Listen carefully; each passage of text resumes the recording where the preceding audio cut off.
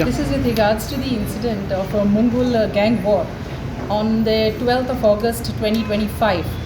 Over here now the charge sheet has been filed on 10th of November 2025, and in that 28 of the accused were being charge sheeted.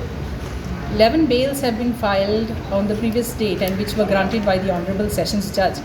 And today the rest of all the accused have been bailed out by the Honorable Court, which has granted the order granting them with the same conditions as per the previous bail application.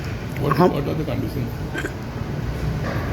The conditions are 50,000 surety of 2 sureties, as well as to deposit their passports, and the rest are the regular, which shall not tamper with the witnesses and so forth. How many accused today's bail? Today we have filed for 10 of the accused, and with this it is completion of all the accused are now being bailed out by the Honorable Session.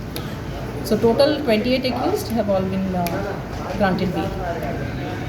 Thank you. Can you name Yeah, face.